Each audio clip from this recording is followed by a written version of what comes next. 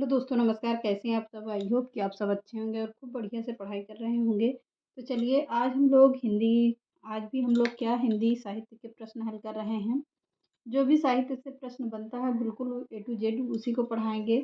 रही बात व्याकरण की, तो उसको भी किसी न किसी दिन कवर करवा देंगे। तो ज़्यादा उसमें है नहीं, साहित्य का पोर्शन ज़्यादा पूछा जाता है, तो हिंदी व्याकरण का तो थोड़े 1-2 दिन में ही ख़त्म कर देंगे। आप लोग कंटिन्यू लगे रहिए। साहित्य के प्रश्न पहले कंप्लीट हो जाते हैं, तो फिर उसके बाद हिंदी व्याकरण का भी पूरा प्रश्न उठाएँगे और आप लोगों को काव्य शास्त्र से भी प्रश्न उठाएँगे। सारे प्रश्न जहाँ-जहाँ से बनते हैं, वहाँ-वहाँ से पूरे उठाएँगे। तो चलिए, आज के सेशन को चालू करते हैं। आज के सेशन का बहुत ही अच्छा प्रश्न देखते हैं। पद्मावत कथा के लेखक कौन हैं? तो पद्मावत, अखरावट किसकी रचनाएँ हैं? पद्मावत और अखरावट, आखिरी कलाम, ये तीनों रचनाएँ किसकी हैं? मलिक मोहम्मद जायसी। जायसी क्यों कहा जाता था? ये रायबरेली के जायस के रहने वाले थे। पद्मावत कथा के लेखक कौन हैं? मलिक मोहम्मद जायसी हैं। अगला है युगवाणी के लेखक कौन हैं? तो युगवाणी के लेखक कौन होंगे? सुमित्रानंदन पंत हैं। कौन? सुमित्रानंदन पंत हैं।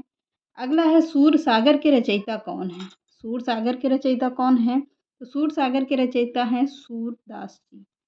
सूरदास, सूरसागर, ऐसे करके याद करिएगा। सतसई, सतसई के रचनाकार कौन हैं? जिसे कहा जाता है बिहारी सतसई। सतसई इनकी रचना है, बिहारी आगे लगाकर बिहारी सतसई इनकी रचना हो गई। अगला है प्रिय प्रवास के लेखक कौन हैं? तो प्रिय प्रवास आप लोगों को पता होगा, अयोध्या सिंह उपाध्याय का है। अयोध्या सिंह उपाध्याय, हरिऔध इनका पूरा नाम होगा, कभी कभी उपनाम भी पूछ लेता है। तो प्रिय प्रवास के लेखक होंगे अयोध्या सिंह उपाध्याय, हरिऔध। अगला है यशोधरा पुस्तक के रचनाकार कौन हैं? यशोधरा पुस्तक के रचनाकार कौन होंगे? मैथिली शरण गुप्त हैं। कौन? मैथिली शरण गुप्त। अगला प्रश्न है भारत भारती के लेखक कौन हैं? तो भारत भारती मैथिली शरण गुप्त की रचना है। किसकी? मैथिली शरण गुप्त की रचना है। कौन सी रचना? भारत भारती। अगला है कामायनी। तो कामायनी तो पता ही होगा, मैंने पढ़ाया भी आप लोगों को। कामायनी है जयशंकर प्रसाद की रचना है। यह एक महाकाव्य है। कौन सा? कामायनी। अगला है जय पराजय के लेखक कौन है? तो जय पराजय किसकी रचना है? जय पराजय के लेखक हैं उपेंद्रनाथ अस्क। कौन होंगे जय पराजय के लेखक? उपेंद्रनाथ अस्क की रचना है कौन सी? जय पराजय। अगला है चंद्रकांता।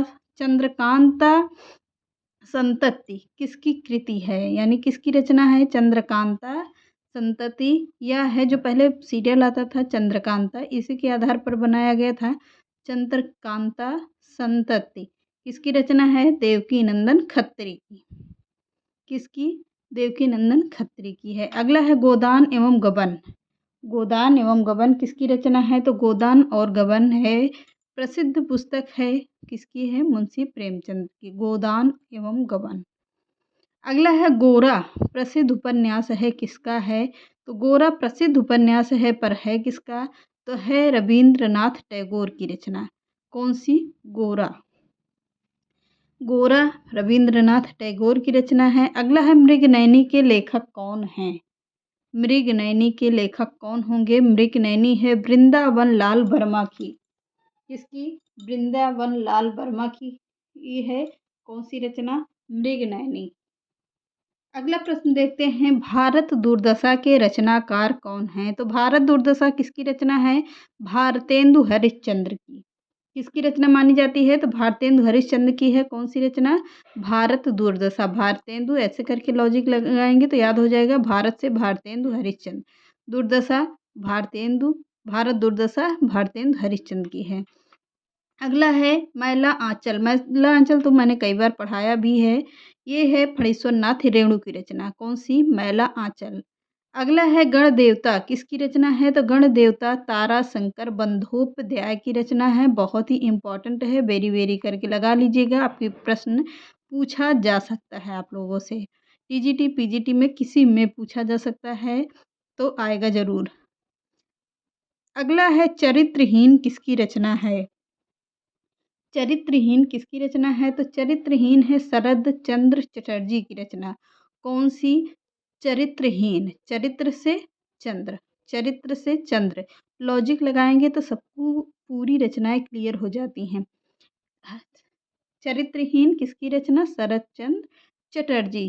कितने चा आ रहे हैं? 3 चा आ रहे हैं। तो किसकी रचना? शरद चंद्र चटर्जी। अगला है मुगल शहजादी में से किसने प्रसिद्ध पुस्तक हुमायूंनामा लिखा है? तो हुमायूंनामा किसने लिखा है? गुलबदन बेगम ने, यानी कि हुमायूं की बहन थी कौन? गुलबदन बेगम। हुमायूं की बहन थी, तो हुमायूं के नाम के ऊपर उन्होंने क्या लिखा है? पुस्तक लिखी है हुमायूंनामा, गुलबदन बेगम ने लिखा है। अगला है चरक संहिता। चरक संहिता किसकी रचना है? किससे संबंधित होगी? यह है चिकित्सा से संबंधित। कौन सी? चरक संहिता। दिख रहा है? थोड़ा सा छोटा करते हैं, कम दिख रहा है शायद, थोड़ा सा कट गया है। चरक संहिता चिकित्सा से संबंधित है, पर पुस्तक है किसकी चरक संहिता? ये आप लोगों को बताना है। कमेंट करके बताइएगा कि है किसकी। मैंने पढ़ाया भी है ये, आप लोगों के जीएस में या तो हिंदी में कहीं ना कहीं पढ़ाया, मुझे याद है कन्फर्म कि मैंने पढ़ाया है। अगला है मिताक्षरा का संबंध किससे है? तो मिताक्षरा का संबंध हिंदू विद से है। किससे? हिंदू विद से है। कौन सा? मिताक्षरा। अगला है लीलावती पुस्तक किससे संबंधित है? तो लीलावती पुस्तक है गणित से संबंधित। किससे संबंधित है? तो गणित से संबंधित पुस्तक है। कौन सी? लीलावती। अगला है संस्कृत ग्रंथ अष्टाध्यायी का संबंध किससे है? तो अष्टाध्यायी रचना किसकी है? पाणिनि की है। संबंधित किससे है? संस्कृत व्याकरण की पुस्तक है ये। कौन सी? अष्टाध्यायी। संस्कृत ग्रंथ है ये, पर व्याकरण से संबंधित पुस्तक है ये। है किसकी? अष्टाध्यायी, तो पाणिनि की पुस्तक है। अगला है कबीर के उपदेशों का सबसे महत्वपूर्ण संकलन किसमें है? तो कबीर दास के उपदेशों का सबसे महत्वपूर्ण संकलन है बीजक में। किसमें है? तो बीजक में है। नोट करते रहिएगा सब कुछ। अगला है वाल्मीकि द्वारा रामायण ग्रंथ की रचना हुई है, किस भाषा में हुई है पूछ रहा है। तो वाल्मीकि के द्वारा रामायण ग्रंथ की रचना हुई है संस्कृत भाषा में। तुलसीदास के द्वारा जो रचना की गई है रामायण का, तो उसका रामचरितमानस रखा गया किसमें है? अवधी भाषा में है। कितने कांडों पर आधारित है? तो 7 कांडों पर आधारित है। अगला है महाभारत महाकाव्य का मौलिक नाम क्या है? तो महाभारत महाकाव्य है, पर उसका नाम क्या है? जय संहिता। महाभारत का महाकाव्य का क्या नाम है? जय संहिता।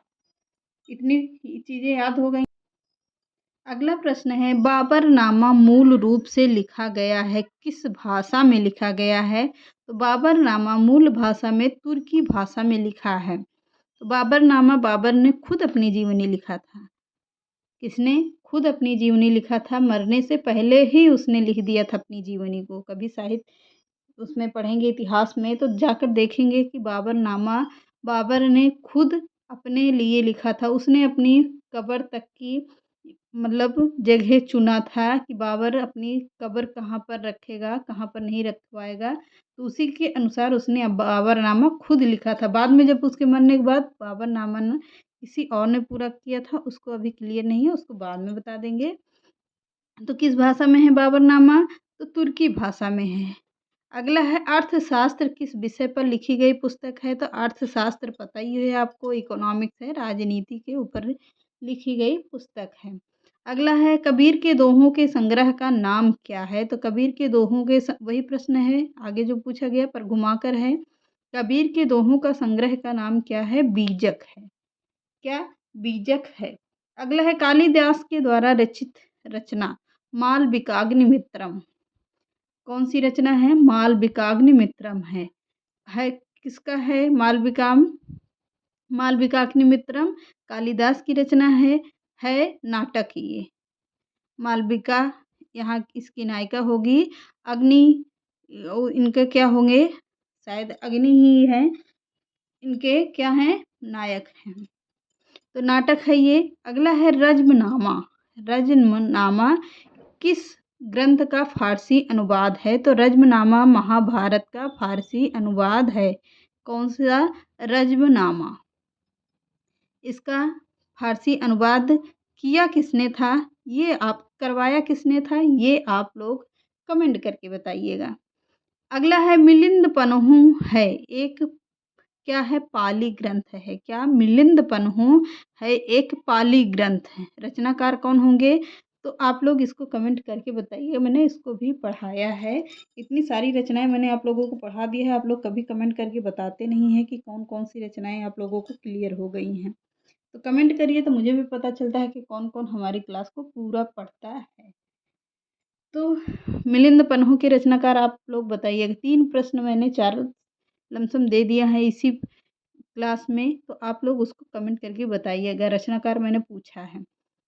कालिदास के द्वारा रचित रचना अभिज्ञान शाकुंतलम का अंग्रेजी अनुवाद सर्वप्रथम किसने किया था? तो कालिदास के द्वारा रचित रचना कौन सी है? अभिज्ञान शाकुंतलम।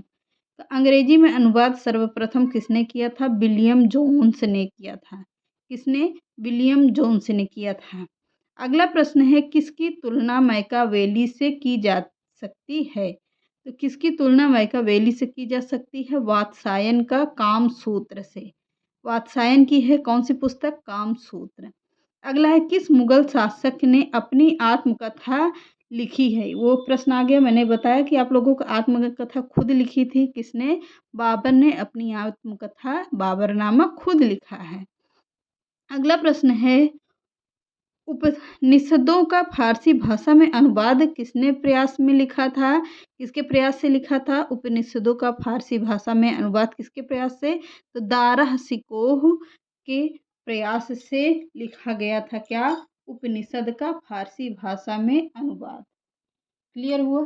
चलिए आज रहे ये 35 प्रश्न। आप लोगों को अच्छे आए पसंद आए होंगे तो कमेंट करके ज़रूर बताइएगा कि आज का सेशन कैसा रहा। तो मिलते हैं नेक्स्ट क्लास में। नमस्कार।